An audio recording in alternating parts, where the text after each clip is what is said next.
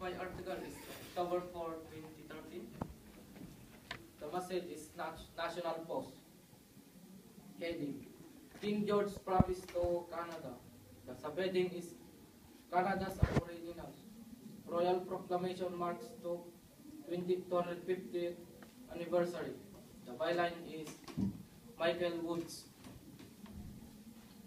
Quotes: It makes a series of promises. Nations are great nations when they keep their promises, and they become despotic when they don't. The lead. Ottawa. While Canadian governments, historians, and museums are gearing up for the approaching 150th anniversary of Confederation in 2017, the country's First Nations are preparing to mark a major constitutional milestone next week that they consider vastly more important than the Canada Creating BNA Act of 1867.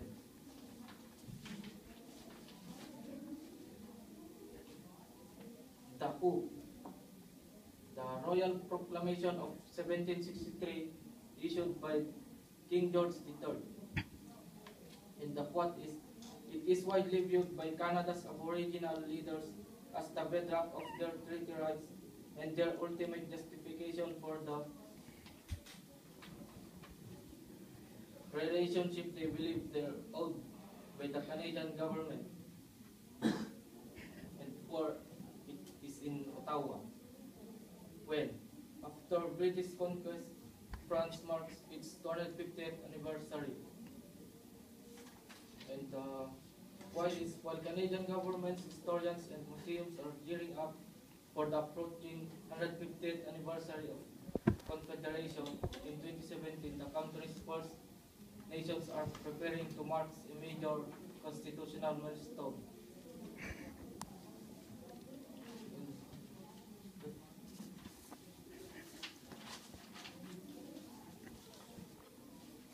And then formative.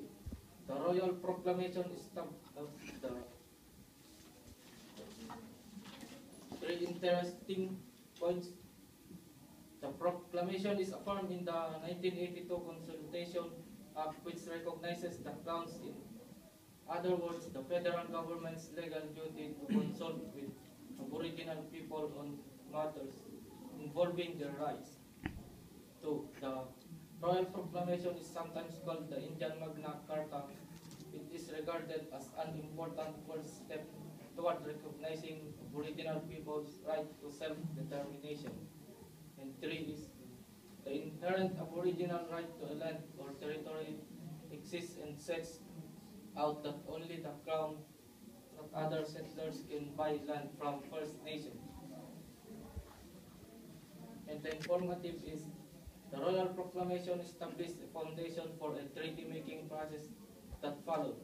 In those treaties negotiated between the Crown and First Nations, Aboriginal groups agreed to share some of their land interests in exchange for various kinds of payments and promises from the federal government, such as annual payments or hunting and fishing rights.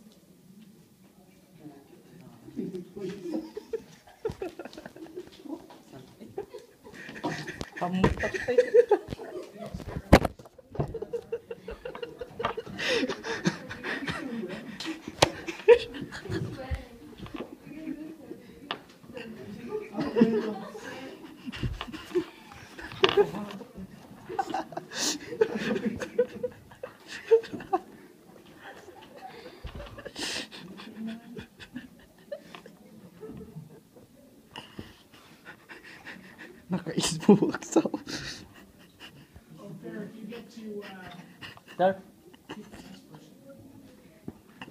I guess, actually,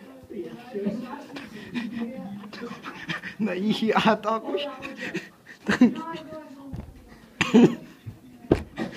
Naihiya ko eh. No, because I have two shirts.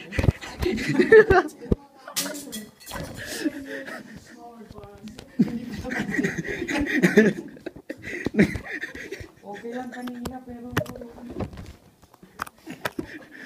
Nagkalinduusang ka. Oh.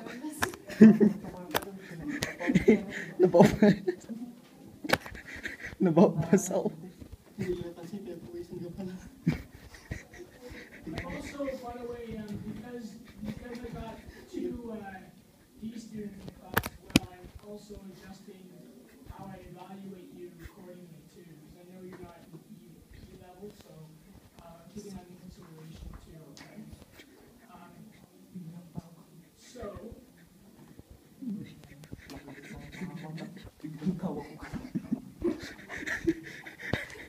Nagtudtudi ko mo. Guys, just another point too. It does say up there quotes and significance relevance to the story. So instead of just reading the quote, you should also state the significance of the quote to the passage as a whole. Okay? Can I read just two, or do I have to read this like all? You know, I would read any quote that you think is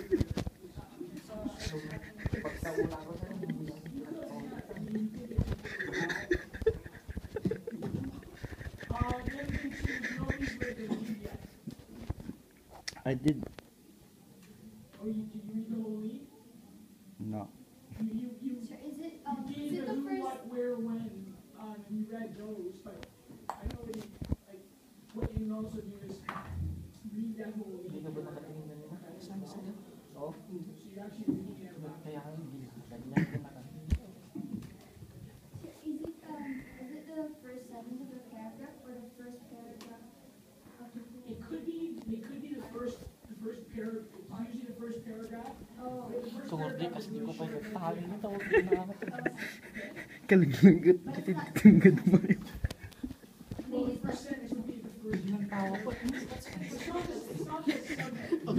because mine Dita babam. Dita babam. Kinagat ko na nga pangako eh. Winunon ka naman yun. The subheading is the sentence.